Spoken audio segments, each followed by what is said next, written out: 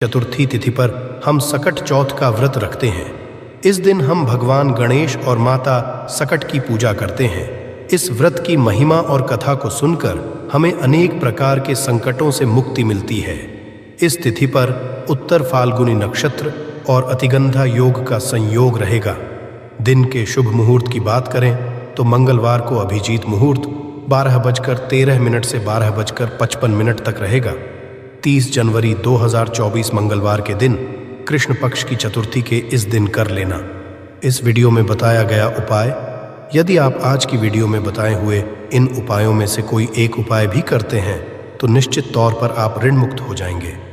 दोस्तों, कर्ज या आरण का सिर पर होना जिंदगी को मुश्किल में डाल देता है।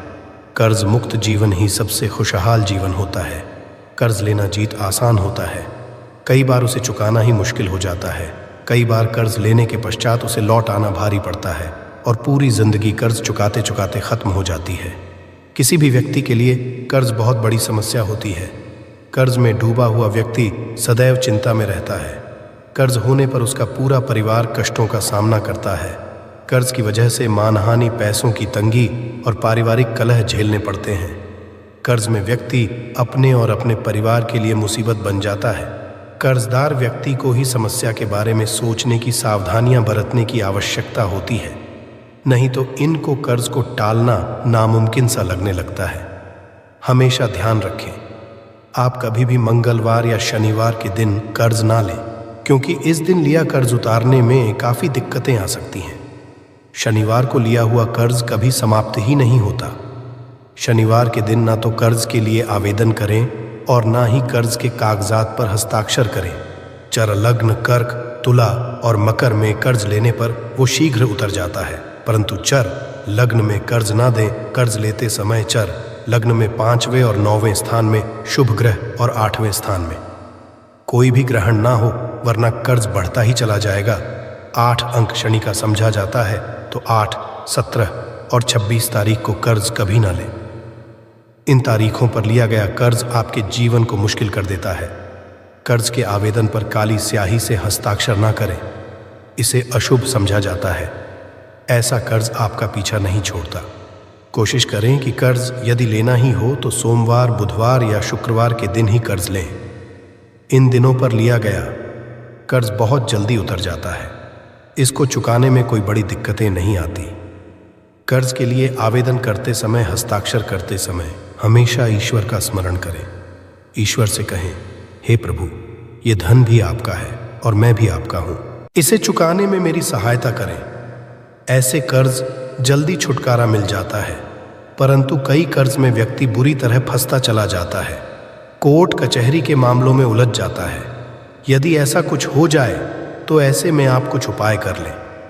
कर्ज से मुक्त होना आसान नहीं, परंतु कठिन भी नहीं है। कर्ज कितना भी बड़ा क्यों ना हो, अवश्य उतर जाएगा। तो आज की वीडियो में हम आपको बताएंगे कर्ज मुक्ति के कुछ आसान उपाय, कुछ उपाय पान जो कि बीड़े में उपाय किया जाता है, उस पत्ते को लेकर कर सकते हैं। आगे पहले से रिक्वेस्ट करते हैं कि वीडियो को लाइक ज़रूर करिएगा, दोस्तों को शेयर कर दीजिएगा, और यदि आपने अभी तक चैनल को सब्सक्राइब नहीं किया है तो चैनल को सब्सक्राइब करके बेल आइकॉन ज़रूर दबाइएगा। पान को हिंदू धर्म में लगभग सभी कार्यों में शुभ समझा जाता है।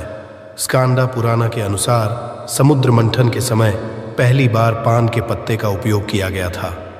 तभी से ये पत्ता हर शुभ कार्य में प्रयोग होने लगा। पूजा पाठ लेकर शुभ कार्य में पान के पत्ते को अवश्य शामिल किया जाता है। ज्योतिष और उपायों में भी इसे बेहद प्रभावशाली समझा जाता है। समझा जाता है कि बुध ग्रह का पान से गहरा नाता है। ये धन की मुश्किलों को भी दूर करता है।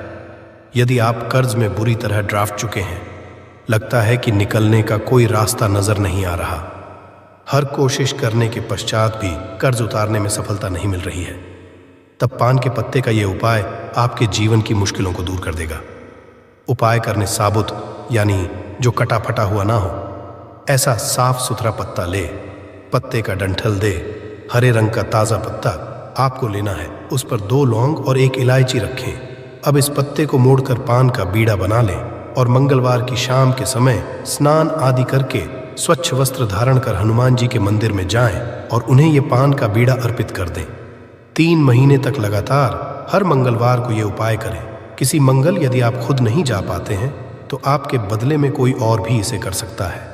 इस दिन तामसिक का सेवन ना करें, सात्विकता बनाए रखें। जल्द ही कर्ज चुकाने के रास्ते बनते नजर आएंगे। आसानी से आप आरण मुक्त हो जाएंगे। याद रखें, हनुमान जी की शरण में जो आ गया, हनुमान जी उसका बेड़ा पार लगा देते हैं, आपकी सारी मुश्किलों को खत्म कर देते हैं। अब एक दूसरा उपाय। कई बार ऐसी परिस्थितियां आ जाती हैं कि कर्ज लेने की मुश्किलें बढ़ जाती हैं। आमदनी और किश्तों का मेल नहीं बैठ पाता, न पर्याप्त धन आता है, न कार्यों में आने वाली रुकावटें कम होती हैं। जब आता है तब कई बार अपने 4 साथियों को साथ लेकर आता है। नौकरी व्यवसाय में उसी वक्त दिक्कतें आनी शुरू हो जाती हैं। पैसे कई शुभ कार्यों में अड़चनें आती हैं। सगे संबंधी मुंह फेर लेते हैं। लगता है कि आप चारों ओर से गिर चुके हैं। तब ऐसे में एक छोटा सा उपाय अवश्य करके देखें। इस उपाय के आपको एक पान का पत्ता लेना है। साबुत ताज़ा हरे रंग का पान का पत्ता लीजिए। डंठल हटा इस पत्ते के चिकने साइड को नीचे कर दें और खुरदरे साइड को ऊपर करें। उस रूखे साइड पर 2 लौंग रखें। अब सावधानी से दोनों हाथों में इस पान के पत्ते को उठाकर बहते हुए पानी में प्रवाहित कर दें। हाथ जोड़ते हुए ईश्वर से प्रार्थना करें कि जो आपके काम में रुकावटें आ रही हैं, जो आपके जीवन में मुश्किलें आ रही हैं, वो इस पान के पत्ते साथ बह जाए। वो बहता हुआ पानी आपकी तमाम परेशानियों को अपने साथ बहा ले जाएगा। जल्द परेशानियां दूर हो जाएंगी। कार्यों में सफलता मिलनी शुरू हो जाएगी। हर संकट से बाहर निकलने का रास्ता सामने दिखने लगेगा। बहुत ही कारगर उपाय है, अवश्य आजमा कर देखें। और एक उपाय जो आप नवरात्रि में कर सकते हैं। आपके ऊपर यदि कर्ज बढ़ता जा रहा है तो आप नवरात्रि में जितने दिन हो सके रोज पान के पत्ते पर हीम लिखकर माँ दुर्गा को अर्पित कर दें। नवमी के दिन आप उस पान के पत्तों को अपने तिजोरी में रख दें और एक छोटा सा बताते हैं। आप खुद या आपके घर का कोई भी सदस्य, कोई महिला सदस्य भी आपके बदले में कर सकती है। परंतु महिलाएं हनुमान जी को छुए नहीं। पान मुक्ति के लिए मंगलवार की रात एक खास उपाय की जाता है। उपाय वाले दिन नमक ना खाएं, सेंधा नमक खा सकते हैं। इस दिन बिना लहसुन प्याज का खाना खाएं। रात में स्नान उपरांत 11 बजे से 1 बजे के बीच में आपको ये उपाय करना। रात के समय चारों ओर शांति होती है और आप प्रभु से आसानी से जुड़ पाते हैं। घर में हनुमान के सामने आप आसन लगाकर बैठ जाएं, दीपक जलाएं, हनुमान जी को लाल पुष्प अर्पित करें और फिर 11 बार हनुमान चालीसा का पाठ करें। ये उपाय रूप से आपको कम से कम 11 मंगलवार तक करना है। जल्द ही कर्ज से छुटकारा मिल जाएगा। 11 हफ्तों तक हर हफ्ते में एक दिन मंगलवार को आपको ये उपाय करना है और रात को 11 से 1 बजे के बीच ही करना है। जल्द से जल्द आप कर्ज से मुक्त हो जाएंगे। पुरुष मंगल दिन दक्षिणमुखी हनुमान जी को सिंदूर अर्पित करें। महिलाएं लाल पुष्प अर्पित करें। घर में 3 बार सुबह शाम शंख अवश्य बजाएं और प्रभु से ही प्रार्थना करेंगे। आसान सा परंतु बहुत प्रभावशाली उपाय है। ये कर्ज मुक्ति के लिए कुछ और उपाय भी आप कर सकते हैं। आप रणमोचन मंगल स्तोत्र का पाठ कीजिए या कनक धारा स्तोत्र का नियमित रूप से करेंगे तो भी कर्जों से राहत मिल जाएगी। कर्ज की समस्या आपको परेशान नहीं करेगी। उपायों की मेहनत, लगन और नियमितता कर्ज उतारने में बड़ी काम आती है। आप मंगलवार के दिन थोड़ा ही सही पर कर्ज उतारने अवश्य करें। थोड़ा थोड़ा करके नियमित रूप से यदि आप आरण चुकता करते जाएंगे तो आसानी होगी। छोटी रकम ही सही परंतु कर्ज चुकता करने के लिए अलग से निकाल कर रख दें या चुकता करें। कर्ज जल्द उतर जाएगा। किसी व्यक्ति के घर पर यदि नकारात्मक शक्तियों का वास हो चुका है तो यकीन मानिए उसके घर कभी भी बरकत नहीं हो सकती है। उसके घर के लोग आपस में लड़ाई करते रहेंगे। धन के सारे मार्ग बंद हो जाएंगे। घर के खर्चे कर्ज के माया जाल में वो फंसता चला जाएगा। परंतु यदि आपके घर पर नींबू का पेड़ है तो आपके घर में सिर्फ सकारात्मक शक्तियां आएंगी। आपके घर का वातावरण बहुत अच्छा बना रहेगा। घर के आपसी लोगों में हमेशा बनती रहेगी। सरल में बता दूं दोस्तों, आप लोगों ने देखा होगा कई ऐसे घर होते हैं जिसमें आपस में लड़ाई होती रहती है। घर में कभी भी बरकत नहीं होती, और जिस घर की बरकत नहीं होती है वो घर कभी भी आगे नहीं बढ़ पाता है। इसके लिए बड़ा जो समझा गया है वास्तु दोष को मिटाने के लिए, वो समझा गया है नींबू के पेड़ को। मतलब यदि आपके घर में नींबू का पेड़ हो, चाहे गमले में लगा लीजिए, चाहे अपनी ज़मीन में लगा लीजिए, आपके घर में कभी नकारात्मक शक्तियों का वास नहीं होगा। और मान लीजिए यदि आपके घर पे आपको ऐसा लगता है कि किसी ने काला जादू करवा दिया है, तंत्र विद्या आपके घर पर करवा दी है और आप लोग परेशान हो गए हैं घर की लड़ाई को देख करके, तब आपको जो बताने जा रहे हैं वो सुनिएगा। पहले तो आप लोग हो सके तो नींबू का पेड़ लगा लीजिए। नींबू तो रातों रात उगता नहीं है, इसके लिए आपको थोड़ा इंतज़ार करना होगा। धीरे धीरे नींबू का पेड़ बढ़ना शुरू हो जाएगा। जब जब नींबू में बढ़ता जाएगा, आपके घर पर सकारात्मक ऊर्जा का वास हो जाएगा, यानी कि माता लक्ष्मी का वास हो जाएगा और नकारात्मक शक्ति का अंत हो जाएगा। तो इसका उपाय ये बताया गया है कि हिंदू पुराणों के हिसाब से कि आपको अपने घर के चारों एक एक नींबू रखना है। आपको उलटी दिशा में, मतलब सीधी दिशा में नहीं पाए, दिशा से 7 चक्कर मारने हैं। शनिवार के दिन करना है और ये नींबू ले जाकर के किसी भी नदी या तालाब में बहा देना है। ये 4 यदि आप नदी और तालाब में बहा दिए, आपके घर में जो भी गलत प्रभाव था, बुरी नज़र थी, तंत्र विद्या किसी ने करवा रखी थी, बुरी आत्मा थी, नकारात्मक का वास था, वो सब कुछ खत्म हो जाएगा। उन्हीं नींबू के साथ वो चला जाएगा। वो नींबू अपने आप इतनी ताकत रखते हैं कि वो अपने आप में उन नकारात्मक शक्तियों को रख लेते हैं और अपने साथ में बहा ले जाते हैं। इसलिए कोशिश कीजिए तालाब या बहती नदी में ही बहाइएगा। दोस्तों, नींबू का तीसरा उपाय जो है वो सफलता के लिए समझा गया है। मतलब आप लोग यदि नौकरी की तैयारी कर रहे हैं या नौकरी कर रहे हैं, आपको नहीं मिल रहा है, आप लोग कर्ज के माया जाल में फंसे हुए हैं, तो अब आपको एक एक चीज करके हम बहुत आराम से समझाने जा रहे हैं, तो बहुत ध्यान से सुनिएगा। परंतु अभी तक आपने वीडियो को लाइक नहीं किया है तो वीडियो को तुरंत लाइक कर दीजिएगा।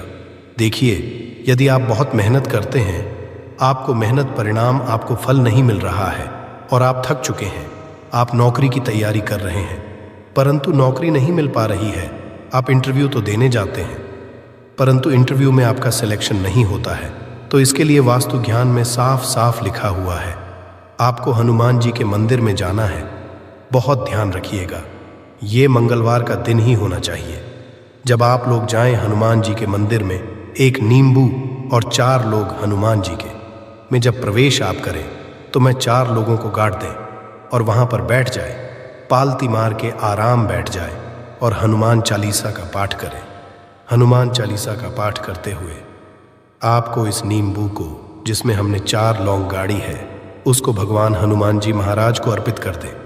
यदि आप इतना कर देते हैं तो यकीन मानिए, जो आपके ऊपर बाधाएं आई हुई थी, यदि आपका मंगल अच्छा नहीं चल रहा था, वो अच्छा हो जाएगा। नवग्रह जो आपके नहीं दे रहे थे, तो वो आपका साथ देना चालू कर देंगे। दुर्भाग्य जो पीछे पड़ा हुआ था, वो मैं बदल जाएगा। परंतु हनुमान चालीसा मन में पढ़िएगा, बोलकर मत पढ़िएगा। यदि आप लोग हनुमान जी महाराज के सामने जाकर इतना उपाय कर देते हैं, तो यकीन मानिए, आपके जीवन में यदि आप कंपटीशन की तैयारी कर रहे हैं तो आपको नौकरी मिल सकती है।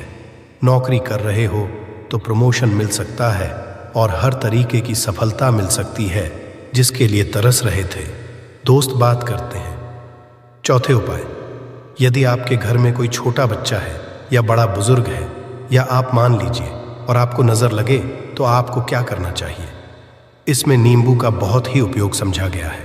यदि आपके घर पे कोई छोटा बच्चा है, आप हैं, या आपके घर में कोई बड़ा बुजुर्ग है और ऐसा लगता है आपको कि किसी ने नज़र लगा दी है जिससे आपकी तबीयत खराब रहती है, ऐसे में एक नींबू लीजिए और सर के ऊपर 7 बार घुमाइए।